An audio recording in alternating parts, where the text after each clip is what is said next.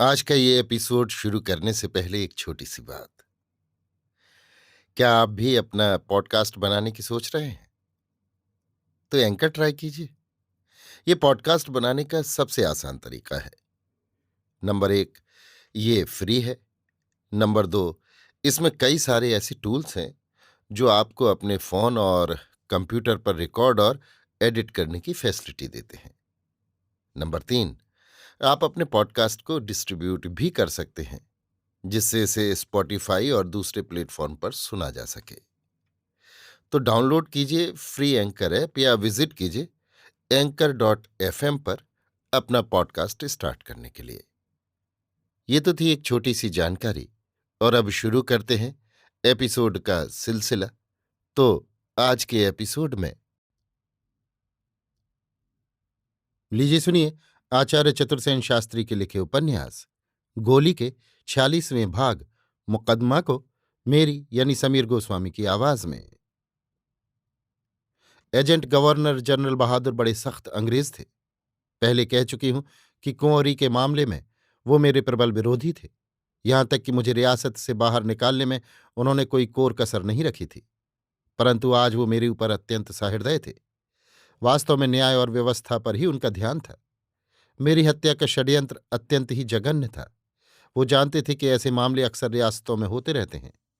मेरी जैसी गोलियां जब तक सुंदर व जवान रहती हैं, इसी तरह चूसी जाती हैं और फिर उनका कंटक दूर कर दिया जाता है। राजा रईसों की रंगरेलियों की ये पुरानी परंपरा है। एक निष्ठावान अंग्रेज कैसे इसे बर्दाश्त कर सकता है। अतः इस मामले में एजीजी ने बड़ा सख्त कदम उठाया, और जिस समय मैं आबू की उपत्यकाओं में बैठी अपने पुत्र को लोरियां गा गाकर वहां के स्वस्थ वातावरण का आनंद ले रही थी, उस समय राजधानी में उथल पुथल हो रही थी। मेरी हत्या का प्रयत्न करने में लालजी खवास और डॉक्टर नायडू की गिरफ्तारी की चर्चा हजार मुंह से विविध रूप धारण करके फैल गई थी। उसमें अनेक विकृत बातों का भी समावेश हो गया था।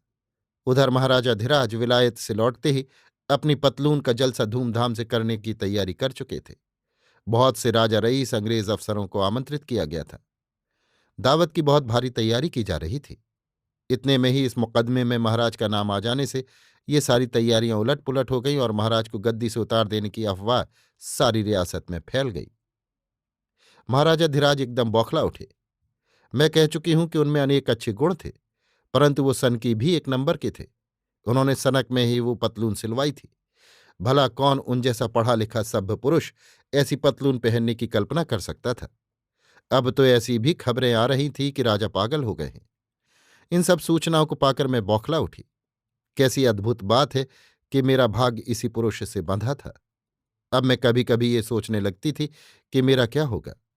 यद्यपि मेरे पास अब अपनी काफी जमा पूंजी थी, हीरे जवाहरात भी थे, तथापि मैं रह रहकर यही सोचा करती कि मेरा किसुन मुझे मिल जाए और मैं सचमुच श्रीमती कृष्ण बनकर राजधानी से बाहर कहीं अंग्रेजी राज्य की छत्र छाया में किसी नगर में जा बसूं। परंतु क्या ये संभव हो सकता था? हम गोली गुलामों का है ऐसा भाग्य। फिर भी ये विचार मेरे मस्तिष्क में पुष्ट होता जा रहा था, और मैं यही सोचा करती थी कि कभी न कभी ये स्वप्न पूरा होगा ही। परंतु किस उनकी कोई सूचना न मिल रही थी।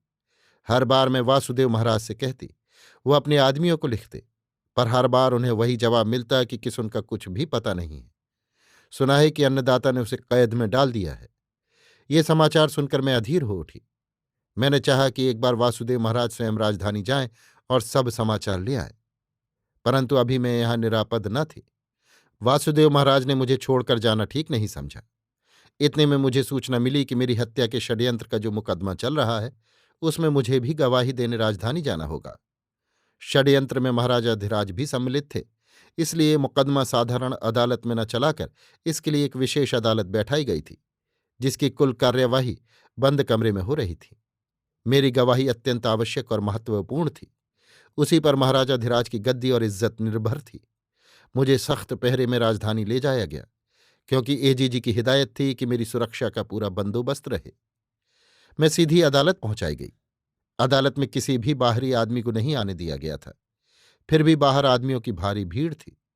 अखबार वाले भी काफी शोर मचा रहे थे और वातावरण खूब उत्तेजनापूर्ण था। मुझे देखकर भीड़ और उत्तेजित हो गई। मुझे घेर लिया गया और पुलिस ने बड़ी कठिनाई से मुझे अदालत में पहुंचाया। लालजी खवास और डॉक्टर नायडू दोनों ही अभियुक्त अदालत में हथकड़ियों से जकड़े हुए हाजिर थे।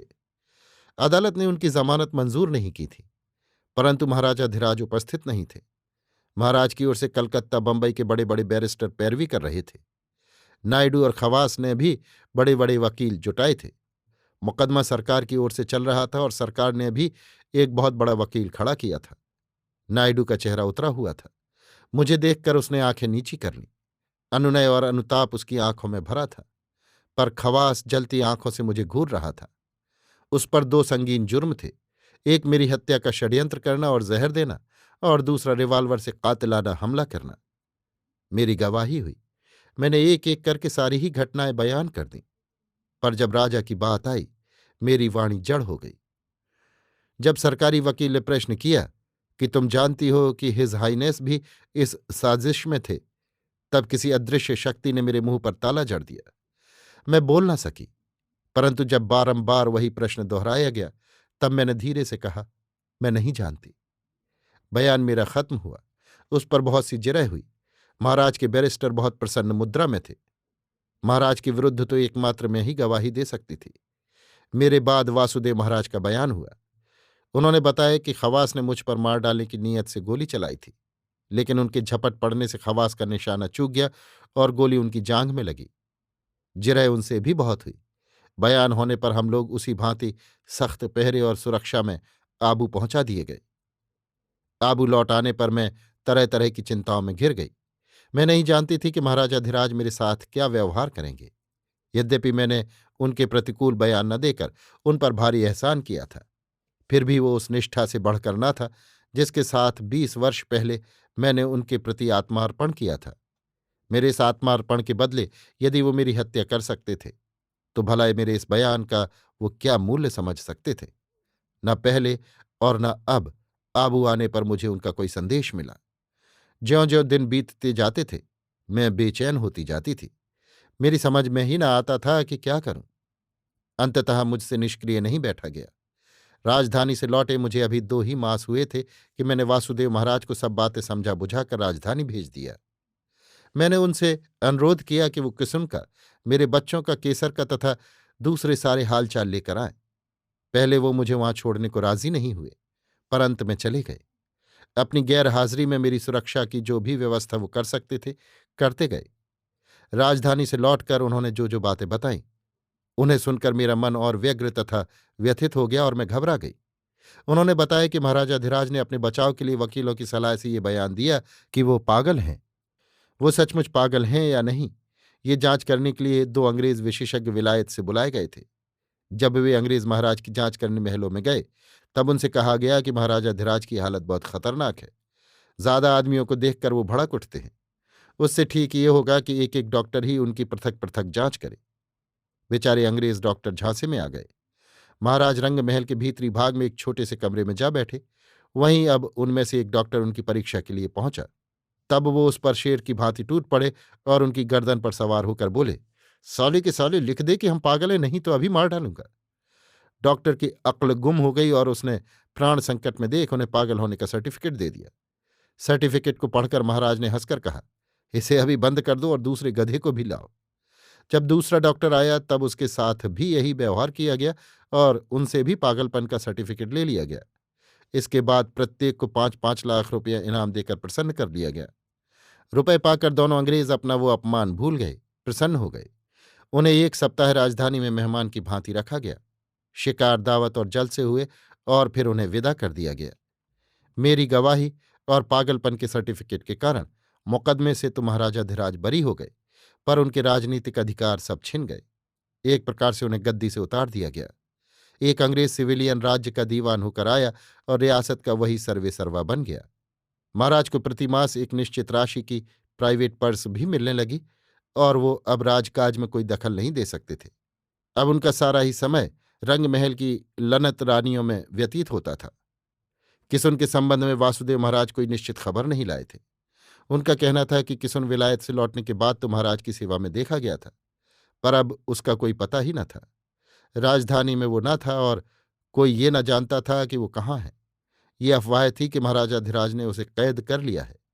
ये इसलिए कि महाराज ने उससे मेरे सब हीरे जवाहरात और धन मांगा था, पर किसुन ने वापस देने और बताने से इनकार कर दिया था। उसे मारा पीटा भी बहुत गया था। इन सब बातों को सुनकर मेरा कलेजा मुंह को आने लगा और मैं किसुन के लिए बहुत छटपटाई। पर मैं कर भी कह सकती थी, निरुपाय थी। उस पतलून का भी किस्सा मजेदार रहा। विलायत से लौटने पर महाराज ने उसके लिए एक बड़े जलसे और धूमधाम की व्यवस्था की थी। सुना कि एक बटन जरा ठीक से टाँकने के लिए विलायत से दर्जी आया था और उसे 11,000 रुपये दिए गए थे। परंतु मुकदमे के झमेले में पतलून का जलसा न हो सका और अब इस अंग्रेज मिनिस्टर ने रंग महल की बहुत सी फालतू चीजें, हाथी घोड़े जवाहरात मोटरें आदि फालतू जिनसे बेचकर कर्जा चुकाने की योजना बनाई, तो वो पतलून भी बेच दी गई। अभी आप सुन रहे थे आचार्य चतुर्सेन शास्त्री के लिखे उपन्यास गोली के 46वें भाग मुकदमा को मेरी यानी समीर गोस्वामी की आवाज में।